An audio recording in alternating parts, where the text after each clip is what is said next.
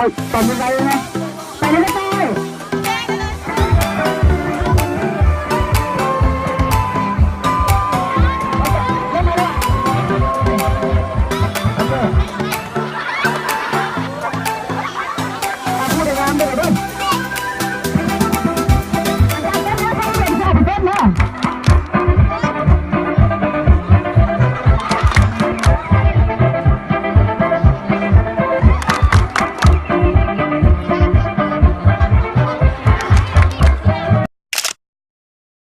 สบายดีทุกคนวันนี้เราไปกับมาเป็นอาสาสมัครมาเป็นหน่วยรับบริจาคแล้วก็มาแจกเครื่องให้เด็กน้อยเนาะฉะนั้นวันนี้คอยจะมาสัมภาษณ์เด็กน้อยที่ว่าข้าเจ้าได้ทำเครื่องบริจาคเราได้ยินกิจกรรมมันๆเนาะสั้นไปสัมภาษณ์ข้าเจ้ากันเลยโดยสบายดีเนาะน้องรู้สึกเป็นยังไงที่พวกไอ้มาเมื่อนี้ ดีใจเป็นเกียรติ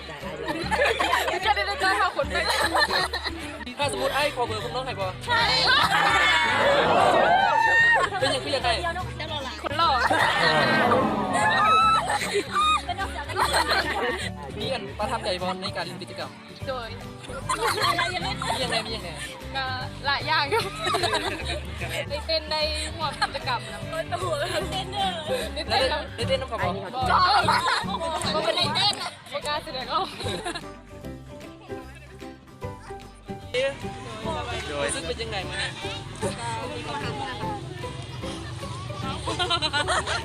มีความภาคภูมิใจบอลได้มาเนี่ย โดยภูมิใจ อยากให้ไอ้มาเรื่อย เป็นยังไงถ่ายไอ้วะ ก็ไม่ได้อายธรรมดานี่แหละเขินไม่ซื่อ ว่าถ้าสมมติไอ้เจ้าหน้าอยากมานี่ไอ้สามารถมาได้บ่ ได้มาได้ก็ได้เลยละก็ซอยสีทองเด้อ ๆคืออยากแก้คำ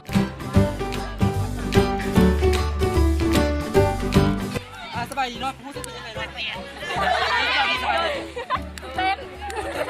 เอาน้ำมันเอาวันโกน มีความภาคภูมิใจบ่ที่ยังได้มาแล้วได้เห็นยังไงมึง ต้องไปเต้นคนจัง ล้านมาอีกไอ้มาบ่ มา แล้วนายขอเบื่อไอ้บ่ ให้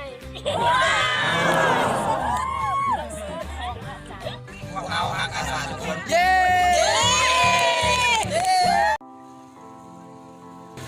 เป็นยังไงทุกคน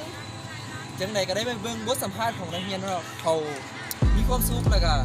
มักในพวกเขาฉะนั้นทุกคนมาเป็นอาสาน้ำกัน มามวนน้ำกัน จงมาช่วยเหลือสังคมน้ำกัน โดยขอขอบใจ